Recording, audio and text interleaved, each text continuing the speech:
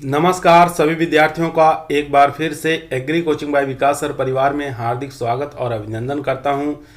हम लोग रोज एग्रीकल्चर के बेहतरीन प्रश्नों के साथ मुलाकात करते हैं। जैसा कि आप लोगों को पता है कि कृषि विज्ञान से संबंधित जितने भी एग्जाम होते हैं, चाहे आईसीआर हो, BHU, AFO, double A O, agriculture supervisor, IBPS, agriculture TGT, PGT, UP CATET, जो भी इस तरीके के एग्जाम होते हैं उनकी तैयारी से संबंधित प्रश्नों को रोजाना हम लेकर आते हैं। प्यारे विद्यार्थियों, जितने भी आप लोग हमारे चैनल से जुड़े हैं, सबका हम एग्री कोचिंग बाय विकास सर परिवार में स्वागत और अभिनंदन करते हैं। आज की जो हमारी कल क्लास रहने वाली है, सॉयल साइंस की सेकंड क्लास रहने वाली है। ठीक है, इसमें हम सॉयल साइंस के बेहतरीन क्वेश्चनों के बारे में डिस्कस करेंगे और एक से एक क्वेश्चन सॉयल साइंस के अध्ययन करेंगे इसमें। ठीक है, तो शुरुआत करते हैं अपने फर्स्ट क्वेश्चन से। फर्स्ट क्वेश्चन हमारा कह रहा है जिप्सम का रासायनिक सूत्र क्या होता है। आपको बताना है जिप्सम का रासायनिक सूत्र क्या होता है। SiO(Z) या कैल्शियम CaMgCO3 या कैल्शियम सल्फेट SO4 2H2O या CaCO3। ठीक है, इन चारों में से बताइए कौन सा करेक्ट आंसर हो जाएगा। तो आपको बता दें कि जिप्सम जो होता है ये क्षारीय भूमि को सुधार के लिए इसका प्रयोग किया जाता है। ठीक है, क्षारीय मृदा को सुधार के रूप में इसका प्रयोग किया जाता है। इसका जो सूत्र होता है ये होता है CaSO4 2H2O। ठीक है, तो इसका यहाँ पर करेक्ट आंसर देख सकते हैं, यानी कि सी ऑप्शन हमारा राइट आंसर हो जाएगा। ठीक है, सी ऑप्शन हमारा राइट आंसर हो जाएगा।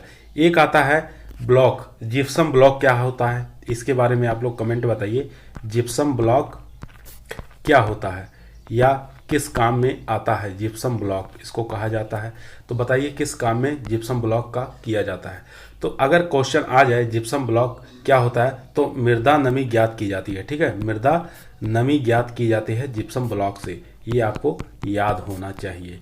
मृदा नमी ज्ञात की जाती है जिप्सम ब्लॉक से। उसके बाद यहाँ बात कर लेते हैं, ये किसका सूत्र है SiO(Z), ये किस, यानी कि आप लोग सुने होंगे क्वार्टज का नाम सुने होंगे या सिलिका कह सकते हैं। सिलिका का यह शुद्ध रूप है। ठीक है, सिलिका का शुद्ध रूप है। और यहाँ पर दिया हुआ CaMg, तो ये हो जाएगा, यानी कि इसको कहते हैं डोलोमाइट। ठीक है, डोलोमाइट का सूत्र है, डोलोमाइट कह सकते हैं इसको, या कह सकते हैं अम्लीय मृदा को सुधारने के रूप में किसका प्रयोग करते हैं, ये डोलोमाइट का प्रयोग करते हैं। कौन सी मृदा का, अम्लीय भूमि को सुधार के रूप में डोलोमाइट का प्रयोग किया जाता है। इसका सूत्र होता है CaMgCO3 ठीक है, ये हो गया डोलोमाइट का सूत्र। और यहाँ पर दिया है CaCO3, ये किसका हो जाएगा, ये कैल्साइट का हो जाएगा। किसका हो जाएगा, कैल्साइट का हो जाएगा। ये आपको याद होना चाहिए। कैल्साइट कह सकते हैं या कैल्शियम कार्बोनेट कह सकते हैं। ठीक है, कैल्शियम कार्बोनेट कह सकते हैं। तो यहाँ पर हमारा सी ऑप्शन राइट था। चलते हैं क्वेश्चन नंबर 2 पर। क्वेश्चन नंबर 2 आपकी स्क्रीन पर है। क्वेश्चन कह रहा है रिगोलिथ होता है ठोस चट्टान होता है या भूपपड़ी से संगठित पैतृक पदार्थ होता है या भूपपड़ी से असंगठित पैतृक पदार्थ होता है या उपयुक्त में से कोई नहीं। देखिए यहाँ पर रिगोलिथ यहाँ पर क्या होता है ये आपको बताना है। यानी कि रिगोलिथ जो होता है सॉइल प्रोफाइल के A+B+C तीनों संस्तर से मिलकर बना होता है। ठीक है, एक आता है सोलम। सोलम के बारे में भी आप लोग सुने होंगे। सोलम जो होता है A+B संस्तर से मिलकर बनता है, इसको कहते हैं सोलम। ठीक है, रिगोलिथ बताना है यहाँ पर। एक होता है रिगोसोल्स। क्या होता है, रिगोसोल्स होता है।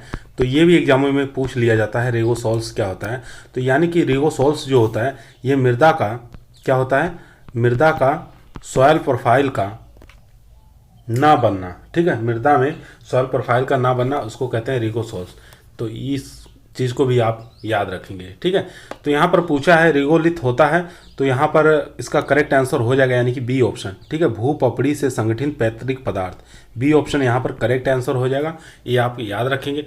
ठोस चट्टान क्या होता है, ठोस चट्टान यानी कि रिगोलिथ के नीचे की जो चट्टान होती है उसको क्या कहते हैं, ठोस चट्टान कहा जाता है। इसको आर से व्यक्त किया जाता है। सॉइल प्रोफाइल के अंदर आर देखते होंगे, वो हमारा क्या होता है, ठोस चट्टान होता है जो कि रिगोलिथ के नीचे पाया जाता है। ठीक है, ये आपको याद होना चाहिए। तो यहाँ पर बी ऑप्शन हमारा राइट आंसर हो जाएगा। चलते हैं क्वेश्चन नंबर 3 पर। इस क्वेश्चन में थोड़ा मिस्टेक हो गया, इसमें ध्यान देंगे कि बी ऑप्शन करेक्ट नहीं होगा, इसमें सी ऑप्शन करेक्ट होगा, ये थोड़ा ध्यान दे देंगे, थोड़ा सा गलती हो गया, मिस्टेक हो गया। ठीक है, रिगोलिथ जो होता है भूपपड़ी में असंगठित पैतृक पदार्थ होते हैं। ठीक है, भूपपड़ी में असंगठित पैतृक पदार्थ होते हैं, यहाँ पर सी ऑप्शन राइट आंसर होगा। चलते हैं क्वेश्चन नंबर 3 पर। क्वेश्चन नंबर 3 यहाँ पर देखेंगे। क्वेश्चन नंबर 3 कह रहा है जेनी ने मृदा निर्माण को किस समीकरण के रूप में व्यक्त किया? यस बराबर एफ या बी CL RPT। यहाँ पे पहले हम कुछ चीज़ों को समझ लेंगे, यानी कि यस का मतलब होता है सोयल हो जाएगा। ठीक है, एस का मतलब हो जाएगा सोयल, एफ का मतलब होता है यानी कि कार्य, जिसको हम कह सकते हैं फोर्स कह सकते हैं। ठीक है, कार्य हो जाएगा। उसके बाद यहाँ पर बी का मतलब है बायोस्फीयर। ठीक है, बायोस्फीयर यानी कि जैवमंडल हो जाएगा। ठीक है, जैवमंडल हो जाएगा, ये आपको याद होना चाहिए। उसके बाद यहाँ पर आर दिया हुआ है, आर का मतलब होता है कि रिलीफ। ठीक है, स्थलाकृति, स्थलाकृति हो जाएगा। उसके बाद यहाँ पर दिया है आर के बाद पी। ठीक है, पी दिया हुआ है, पी का मतलब होता है पेरेंटल मेटल। ठीक है, जिसको हम पैतृक पदार्थ कहते हैं। ठीक है, पैतृक पदार्थ यहाँ पर दिया हुआ है। उसके बाद बच रहा है एक, यानी कि टी दिया हुआ है, टी का मतलब होता है टाइम यानी कि समय। ठीक है, समय हो गया। तो यहाँ पर देख सकते हैं ये सब चीज़ें किसके अंदर है, यानी कि डी ऑप्शन यहाँ पर राइट आंसर हो जाएगा। ठीक है, डी ऑप्शन यहाँ पर राइट आंसर हो जाएगा। एक और चीज़ यहाँ पर देख सकते हैं, VV डोकुचेव ने क्या समीकरण दिया था? उन्होंने बताया था कि एक मृदा निर्माण के लिए उसके जलवायु, जैवमंडल और पैतृक पदार्थ की आवश्यकता होती है। ठीक है, पैतृक पदार्थ, जैवमंडल और जलवायु की आवश्यकता होती है मृदा निर्माण के लिए। तो उनके बारे में भी आप याद रखेंगे, ये किसने कहा था? VV डोकुचेव ने। और यहाँ पर जेनी के अनुसार ये सूत्र हो जाएगा। चलते हैं क्वेश्चन नंबर 4 पर। क्वेश्चन नंबर 4 आपके स्क्रीन पर है। क्वेश्चन कह रहा है निम्नलिखित में से कौन सा सक्रिय कारक मृदा निर्माण में सहायक नहीं है? ठीक है, यहाँ पर सहायक नहीं पूछा है, इस ध्यान से पढ़ेंगे आपको। देखिए, मृदा निर्माण जो होता है, मृदा निर्माण में जोफे के अनुसार, जोफे ने कहा था, ठीक है, जोफे ने क्या कहा था, कब कहा था? 1949 में। ठीक है, 1949 में कहा था कि मृदा निर्माण के 2 समीकरण होते हैं, एक होता है सक्रिय कारक, ठीक है, एक होता है सक्रिय कारक, एक होता है निष्क्रिय कारक। ठीक है, एक होता है निष्क्रिय कारक, ये आपको याद होना चाहिए। निष्क्रिय कारक और सक्रिय कारक 2 भागों में बांट दिया गया। अब यहाँ पे देखेंगे सक्रिय कारक और निष्क्रिय कारक में कौन से होते हैं। ठीक है, एक तरफ हम लिखेंगे सक्रिय कारक, एक तरफ लिखेंगे हम निष्क्रिय कारक। यहाँ से हमारा क्वेश्चन का आंसर आ जाएगा। ठीक है, निष्क्रिय कारक, सक्रिय कारक हो गया, निष्क्रिय कारक हो गया। सक्रिय कारक में देखेंगे कौन कौन से आएंगे। सक्रिय कारक के जलवायु आ जाएगा, सक्रिय कारक में जलवायु आ गया। 2 नंबर में आएगा जैवमंडल। ठीक है, जैवमंडल आ जाएगा, ये हो गए सक्रिय कारक। और निष्क्रिय कारक में आपके आ जाएंगे स्थलाकृति, स्थलाकृति आ गया निष्क्रिय में, और मृदा आयु आ गई। इसके बाद पैतृक पदार्थ आ गया, पैतृक पदार्थ, ये आ गए निष्क्रिय कारक में। और सक्रिय कारक, यहाँ पे पूछा है सक्रिय कारक दिया है, तो जलवायु भी हमारा सक्रिय कारक है और जैवमंडल भी, यानी कि जीवमंडल भी सक्रिय कारक है। यहाँ पर स्थलाकृति जो देख रहे हैं ये इसमें है, यानी कि निष्क्रिय कारक है। ये किस प्रकार का है? निष्क्रिय कारक है। तो यहाँ पर बी ऑप्शन हमारा राइट आंसर हो जाएगा। ठीक है, चलते हैं क्वेश्चन नंबर 5 पर। क्वेश्चन नंबर 5 आपके स्क्रीन पर है। क्वेश्चन कह रहा है सिल्ट मृदा के कणों का आकार होता है। ठीक है, सिल्ट मृदा का कणों का आकार बताना है, कितना होता है? 0.20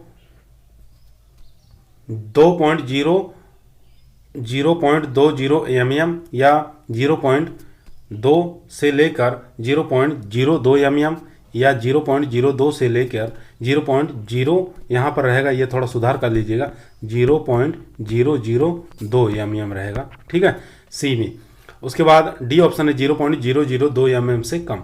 तो इन चारों में से बताइए कौन सा करेक्ट आंसर हो जाएगा। तो इसका करेक्ट आंसर पहले बताएंगे क्या होगा, यानी कि पहले ये किसके द्वारा घोषित किया जाता है, ये आप याद रखेंगे, यानी कि ये जो घोषित किया जाता है ISS इसके द्वारा घोषित किया जाता है। ठीक है, ISSS का मतलब क्या होता है, international society of soil science. ठीक है, इसका पूरा नाम होता है international society of soil science, इसका नाम होता है। इसकी स्थापना कब हुई थी, 1924 में हुई थी। ठीक है, इसका मुख्यालय कहाँ है, तो मुख्यालय भी आप याद रखेंगे, मुख्यालय हो जाएगा ऑस्ट्रिया में। ठीक है, ऑस्ट्रिया मतलब वियना में। ठीक है, वियना में ये हो जाएगा इसका मुख्यालय, तो ये आपको याद होना चाहिए। तो इसके बाद कुछ और चीज़ें यहाँ पे देख लेते हैं। यहाँ पर देखेंगे कि ये इनके अनुसार यानी कि कई भागों में बांटा गया। एक तो बांटा गया है मोटी बालू में। ठीक है, मोटी बालू में इन्होंने बांटा, एक महीन बालू के अंदर बांटा। ठीक है, महीन बालू के अंदर इसको बांटा गया। उसके बाद एक सिल्ट के अंदर इन्होंने बांटा। ठीक है, सिल्ट के अंदर बांटा, एक कले के अंदर बांटा। ठीक है, इनका अलग अलग पार्टों में इनको डिवाइड कर दिया गया। जैसे मोटी बालू का बात करें तो इन्होंने 2.020 mm इतने आकार को मोटी बालू इन्होंने कहा। और महीन बालू का आकार जो होता है ये कितना होता है, 0.20 से लेके 0.02 mm। ठीक है, सिल्ट की बात कर लेते हैं तो सिल्ट 0.02 से लेके 0.002 ये सिल्ट का आकार हो गया। उसके बाद कले की बात कर लेते हैं, कले 0.002 से कम। ठीक है, ये इन्होंने कहा। उसके बाद यहाँ पे देख सकते हैं तो सी ऑप्शन हमारा यहाँ पे राइट आंसर हो जाएगा। ठीक है, इसको यहाँ पे संशोधन करता है 0.002 mm। ठीक है, तो सी ऑप्शन यहाँ पर राइट आंसर हो जाएगा। चलते हैं क्वेश्चन नंबर 6 पर। क्वेश्चन नंबर 6 आपकी स्क्रीन पर है। क्वेश्चन कह रहा है मृदा के कले जो कणों का आवेश पाया जाता है, धन आयन होता है, ऋण आयन होता है, या ए बी दोनों होता है, या उपयुक्त में से कोई नहीं। तो इसका करेक्ट आंसर हो जाएगा यानी कि ऋण आवेशित होता है। बी ऑप्शन यहाँ पर राइट आंसर हो जाएगा। ठीक है, ये क्या करते हैं, ये धन आयन को अपनी ओर आकर्षित करते हैं। ठीक है, किसको, धन आयन को आकर्षित करते हैं, ये आपको याद होना चाहिए। ठीक है, आकर्षित करते हैं धन आयन को, तो ये भी आपको याद होना चाहिए। उसके बाद बात कर लेते हैं धन आयन विनिमय क्षमता जो होती है सबसे अधिक किसके अंदर पाई जाती है, वो कले के अंदर पाई जाती है। ठीक है, धन आयन विनिमय क्षमता जो सबसे अधिक किस में पाई जाती है, ये कले के अंदर पाई जाती है, ये भी आपको याद होना चाहिए। तो बी ऑप्शन हमारा यहाँ पर राइट आंसर हो जाएगा। चलते हैं क्वेश्चन नंबर 7 पर। क्वेश्चन नंबर 7 आपके स्क्रीन पर है। क्वेश्चन कह रहा है शुष्क क्षेत्रों की मृदा संरचना को कहते हैं प्लेटी संरचना, प्रिज्मीय संरचना, ब्लॉकी संरचना, या गोलाकार संरचना। ये मृदा का संरचना का प्रकार है। ठीक है, तो इसमें से बताना शुष्क क्षेत्रों में जो मृदा होती है उसकी संरचना का प्रकार क्या होता है। तो इसका करेक्ट आंसर हो जाएगा यानी कि बी ऑप्शन यहाँ पर राइट आंसर हो जाएगा, प्रिज्मीय संरचना होती है। प्लेटी संरचना की बात कर लेते हैं। प्लेटी संरचना जो होती है ये आर्द्र भूमि जो होती है, आर्द्र क्षेत्रों में या आर्द्र भूमि वाले क्षेत्रों में इसमें कौन सी संरचना पाई जाती है, प्लेटी संरचना पाई जाती है। और शुष्क और अर्ध शुष्क क्षेत्रों में ये प्रिज्मीय संरचना पाई जाती है, ये आपको याद होना चाहिए। देखिए एक चीज़ और पूछ लेता है, मृदा संरचना जो होती है, मृदा के कणों की व्यवस्था को ही क्या कहते हैं, मृदा संरचना कहते हैं। ठीक है, प्राथमिक कण भी पूछ लेता है। प्राथमिक कण कौन कौन से होते हैं, तो प्राथमिक कण आपका बालू आ जाएगा। ठीक है, सिल्ट आ जाएगा, उसके बाद एक क्ले। ठीक है, ये सब जितने भी कण हैं ये सब कौन से हमारे हैं, प्राथमिक कण के अंतर्गत आते हैं। ठीक है, चलते हैं क्वेश्चन नंबर 8 पर। क्वेश्चन नंबर 8 आपके स्क्रीन पर है। क्वेश्चन का रन निम्नलिखित में से किस मृदा वर्ग का स्थूल घनत्व तो अधिक होता है। ठीक है, स्थूल घनत्व तो किसे कहते हैं, ये भी आपको याद होना चाहिए। स्थूल घनत्व तो किसे कहते हैं, यानी कि शुष्क मृदा का। ठीक है, शुष्क मृदा का, मृदा के एक इकाई, ठीक है, एक इकाई आयतन भार। ठीक है, आयतन भार, आयतन का भार क्या कहलाता है हमारा, ये स्थूल घनत्व कहलाता है। शुष्क मृदा के एक इकाई आयतन का भार को क्या कहते हैं, स्थूल घनत्व कहा जाता है। ठीक है, इसको यूनिट में व्यक्त किया जाता है। तो यूनिट की बात करें, स्थूल घनत्व की यूनिट कितनी होती है, तो ये भी आपको याद होना चाहिए, कभी कभी पूछ लेता है। तो ये ग्राम प्रति घन सेंटीमीटर, ठीक है, घन सेंटीमीटर में होता है, ये आपको याद होना चाहिए। अब यहाँ पर बात कर लेते हैं कि सबसे मृदा, इसमें पूछा है किस मृदा वर्ग का स्थूल घनत्व तो अधिक होता है, तो क्ले, बालू, बलुई लोम, या कह सकते हैं क्ले लोम। तो बात करते हैं क्ले का जो होता है 1.1% होता है। बालू की बात करते हैं तो 1.6% होता है। तो सबसे ज़्यादा हो जाएगा यानी कि बालू का, बी ऑप्शन यहाँ पर राइट आंसर हो जाएगा। ठीक है, बी ऑप्शन यहाँ पर राइट आंसर हो जाएगा। अगर औसतन स्थूल घनत्व पूछे, एक चीज़ और अगर पूछ लेता है कभी कभी एग्जाम में, औसत स्थूल घनत्व, ठीक है, स्थूल घनत्व, तब कितना हो जाएगा। औसत स्थूल घनत्व की बात करें, डायरेक्ट क्वेश्चन बन जाते हैं इस प्रकार के, तो आपको याद रखना है 1.02 से लेकर 1.08 तक, ठीक है, प्रतिशत, ये होता है औसत स्थूल घनत्व। ये भी आपको याद होना चाहिए। बालू का सबसे ज़्यादा स्थूल घनत्व होता है। ठीक है, सबसे ज़्यादा स्थूल घनत्व किसका होगा, बालू का होता है। सबसे कम किसका हो जाएगा, तो सबसे कम अगर स्थूल घनत्व पूछे तो ये हो जाएगा क्ले का। ठीक है, याद रखेंगे। क्वेश्चन नंबर चलते हैं 9 पर। क्वेश्चन नंबर 9 आपकी स्क्रीन पर है। क्वेश्चन कह रहा है किसी मृदा की सरंध्रता ज्ञात की जाती है। ठीक है, सरंध्रता। सबसे पहले हम बात करेंगे रंध्र किसे कहते हैं। ठीक है, रंध्र किसे कहा जाता है ये आपको याद होना चाहिए। रंध्र किसे कहते हैं, यानी कि आप याद कर लेंगे इसको, मृदा का ठोस पदार्थ, मृदा के ठोस पदार्थों से रहित स्थान को रंध्र कहते हैं। ठीक है, रंध्र कहते हैं। अगर यही चीज हम प्रतिशत में ज्ञात करते हैं तो उसको हम सरंध्रता कहते हैं। ठीक है, मृदा के ठोस पदार्थों से रहित स्थान को क्या कहते हैं, रंध्र कहते हैं। अगर इसी को हम प्रतिशत में ज्ञात करते हैं तो उसको सरंध्रता कहते हैं। ये चीज़ आपको क्लियर हो गई होगी। अब इसका यहाँ पे सूत्र पूछा है कि इसका ज्ञात करने का सूत्र क्या होता है, तो आप ज्ञात करने का सूत्र पूछेंगे 100 माइनस स्थूल घनत्व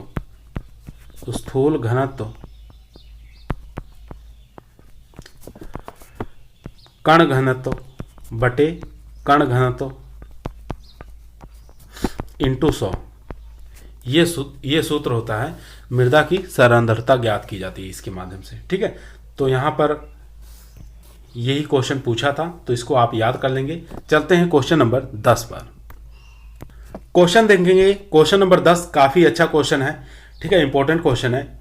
इसको ध्यानपूर्वक पढ़कर इसको आंसर निकालिए। इसका क्या हो सकता है, एक मृदा जिसका स्थूल घनत्व कितना है, 1.5 ग्राम है। ठीक है, प्रति घन सेंटीमीटर है, और कण घनत्व 2.65 ग्राम है प्रति घन सेंटीमीटर। इसकी सरंध्रता प्रतिशत ज्ञात करिए। ठीक है, पीछे हम सूत्र बता चुके हैं, सरंध्रता निकालने का सूत्र क्या होता है, तो एक बार फिर बता दे रहे हैं। यहाँ पर 100 माइनस बल्क डेंसिटी, ठीक है, बल्क डेंसिटी बटे पार्टिकल डेंसिटी। ठीक है, पार्टिकल डेंसिटी इंटू 100। ठीक है, ये हो जाएगा हमारा सूत्र। अब यहाँ पर देखेंगे 100 माइनस उसी मान को रख देंगे 1.5। बल्क डेंसिटी कितनी है, यहाँ पर 1.5 ग्राम है। ठीक है, उसके बाद यहाँ पर यानी कि पार्टिकल डेंसिटी कितनी है, 2.65। ठीक है, ये हमारी पार्टिकल डेंसिटी हो गई। इंटू कितना कर देंगे, 100 कर देंगे। अब इसके माध्यम से हमारा जो आंसर आएगा यानी कि 443.20, ठीक है, ग्राम घन सेंटीमीटर, ये हमारा आंसर निकल के आ रहा है। ठीक है, आंसर। अब यहाँ पर देखेंगे 38 दिया हुआ, 40 दिया है, 42 दिया है या 36 दिया है। तो यहाँ पर ऑप्शन जो हमारा रियल निकल के आ रहा है ये हमारा 43.20 ग्राम घन सेंटीमीटर आ रहा है। तो इसमें ऑप्शन में नहीं, जो इसके नज़दीक रहेगा वही हमारा करेक्ट आंसर होगा, यानी कि 42 हो जाएगा। यहाँ सी ऑप्शन हमारा करेक्ट आंसर हो जाएगा। ये चीज़ आप लोगों को बहुत बढ़िया से समझ में आ गई होगी। चलते हैं क्वेश्चन नंबर 11 पर। क्वेश्चन नंबर 11 आपके स्क्रीन पर है। क्वेश्चन कह रहा है साधारणतः मृदा की कुल सरंध्रता लगभग होती है। ठीक है, 60%, 50%, 45% या 80%। बात करें मृदा आयतन की। ठीक है, मृदा आयतन की, इसके अंदर जो इसको 2 भागों में बांटा गया है। कौन कौन से भाग में, एक ठोस पदार्थ पाया जाता है। ठीक है, एक पाया जाता है ठोस पदार्थ पाया जाता है, ये आपको याद होना चाहिए। दूसरी तरफ पाया जाता है कौन सा, रंध्रता। ठीक है, रंध्राकाश। ठीक है, रंध्राकाश पाया जाता है। तो ये दो भागों में बांटा गया है इसको। तो ठोस पार्ट हमारा 50% होता है और रंध्रकाश भी हमारा कितना होता है, 50% होता है, यानी कि सरंध्रता जिसको कह सकते हैं, जिसके अंदर हमारा वायु रहता है और जल रहता है। ठीक है, कभी वायु अधिक होता है, कभी जल अधिक होता है, कभी वायु कम होती है, कभी जल अधिक होता है, इस प्रकार से हमेशा चलता रहता है। तो यहाँ पर देख सकते हैं रंध्राकाश कितना हो गया, 50%। तो यहाँ पर बी ऑप्शन हमारा राइट आंसर हो जाएगा। ठीक है, बी ऑप्शन करेक्ट आंसर। चलते हैं क्वेश्चन नंबर 12 पर। क्वेश्चन नंबर 12 आपके स्क्रीन पर है। क्वेश्चन कर रहा है चिकनी मिट्टी के कणों का व्यास अंतरराष्ट्रीय माप प्रणाली के अनुसार होता है 0.002 mm से कम, ये बराबर रहेगा। बी ऑप्शन है 0.002 mm से कम, तीसरा ऑप्शन है 0.002 mm से अधिक, या उपयुक्त में से कोई नहीं। इन चारों में से बताइए कौन सा करेक्ट आंसर हो जाएगा। यानी कि चिकनी मिट्टी को क्या कहा जाता है, ये आप लोग बताएंगे। चिकनी मिट्टी को क्या कहते हैं, किस नाम से जानते हैं, क्ले के नाम से भी जानते हैं। ठीक है, क्ले, अगर चिकनी मिट्टी ना दे ऑप्शन में, क्ले लिख दे, तभी भी आपका इसका करेक्ट आंसर जो हो जाएगा, यानी कि 0.002 mm से कम होता है। बी ऑप्शन हमारा राइट आंसर हो जाएगा। ठीक है, इस चीज़ को आप याद रखेंगे। चलते हैं क्वेश्चन नंबर 13 पर। दोस्तों, यदि आप लोगों एग्रीकल्चर का किसी भी एग्जाम में सिलेक्शन लेना चाहते हैं, चाहे FO, IBPS, agriculture supervisor, TGT, PGT, double A O, जो भी एग्रीकल्चर के एग्ज़ाम होते हैं, अगर उन एग्ज़ामों में आप लोग सिलेक्शन लेना चाहते हैं तो चैनल पर आए हैं, नए आए हैं तो ईमानदारी के साथ चैनल को जरूर सब्सक्राइब करिए। यह आप लोगों का परिवार है। यहाँ पर एग्रीकल्चर की रोज़ाना क्लास चलती है। ठीक है, एक से एक क्वेश्चन, बेहतरीन क्वेश्चनों को लाया जाता है जो कि आपके एग्ज़ाम के लिए बेहतर साबित हो सकते हैं। ठीक है, क्वेश्चन नंबर 13 आपकी स्क्रीन पर है।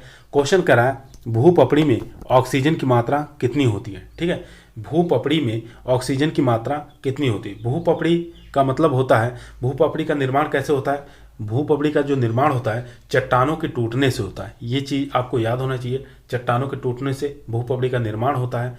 तो यहाँ पर सबसे ज़्यादा किसकी मात्रा पूछा है, पाई जाती है, तो यहाँ पर सबसे ज़्यादा जो मात्रा पाई जाती है वो पाई जाती है ऑक्सीजन की। उसके बाद जो मात्रा पाई जाती है वो सिलिका की पाई जाती है। ठीक है, सिलिका की पाई जाती है। उसके बाद जो मात्रा पाई जाती है वो पाई जाती है एल्यूमिनियम की पाई जाती है। उसके बाद Fe की मात्रा पाई जाती है। तो यहाँ पर देख सकते हैं कि कौन सा सब इसका, यानी कि ये जो 27.61 जो प्रतिशत है ये किसका है, ये सिलिका का है। ठीक है, सिलिका की मात्रा इतनी पाई जाती है, सिलिका।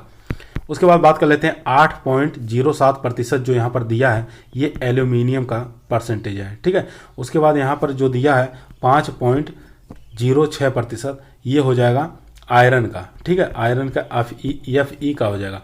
यहाँ पर 46.46 जो दिया है ये हो जाएगा ऑक्सीजन की मात्रा। ठीक है, अब यहाँ पर देख सकते हैं सबसे ज़्यादा जो मात्रा पाई जाती है किसकी पाई जा रही है, तो वो ये ऑक्सीजन की मात्रा पाई जा रही है, यानी कि डी ऑप्शन यहाँ पर राइट आंसर हो जाएगा। ठीक है, सभी को आप याद कर लेंगे एक बार, तो यहाँ पर डी ऑप्शन हमारा राइट आंसर हो जाएगा। चलते हैं क्वेश्चन नंबर 14 पर।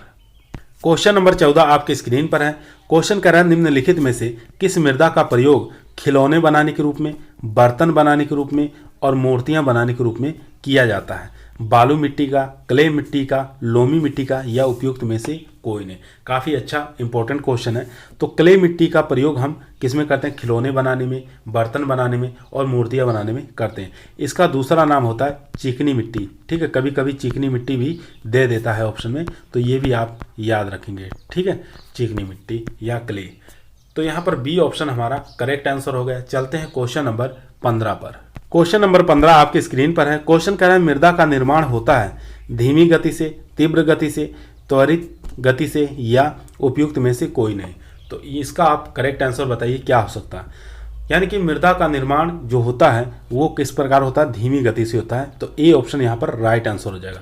मृदा का निर्माण कैसे होता है, यानी कि चट्टानें जो होती हैं, ठीक है, चट्टानों के अक्षय से ही मृदा का निर्माण होता है। ये आपको याद होना चाहिए, चट्टानों के अक्षय से मृदा का निर्माण होता है। और किस प्रकार होता है, धीमी गति से होता है। मृदा एक प्रकार की जीवित होती है। ठीक है, मृदा की ऊपरी सतह को क्या कहते हैं, मृदा कहा जाता है। सॉरी, पृथ्वी की ऊपरी सतह को क्या कहते हैं, मृदा कहते हैं। ठीक है, ये भी आपको याद होना चाहिए, पृथ्वी की ऊपरी सतह को मृदा कहा जाता है। चलते हैं क्वेश्चन नंबर 16 पर। यहाँ पर ए ऑप्शन हमारा राइट है। चलते हैं क्वेश्चन नंबर 16 पर। क्वेश्चन नंबर 16 आपकी स्क्रीन पर है। ये आज का वीडियो का हमारा लास्ट क्वेश्चन रहेगा, ठीक है। कह रहा अंतःस्रावण की दर किस मृदा में सबसे कम होती है, ठीक है। अंतःस्रावण से मतलब क्या होता है, अंतःस्रावण को हम कहते हैं पार्कोलेशन, ठीक है। क्या कहते हैं, पार्कोलेशन कहा जाता है। ये भी आपको याद होना चाहिए, कभी कभी अंतःस्रावण ना देकर पार्कोलेशन दे देता है। तो पार्कोलेशन क्या होता है, इसकी परिभाषा जान लेंगे कि मृदा में पानी का गुरुत्वाकर्षण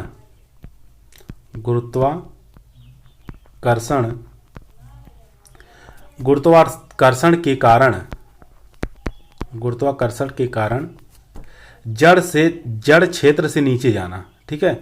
जड़ क्षेत्र से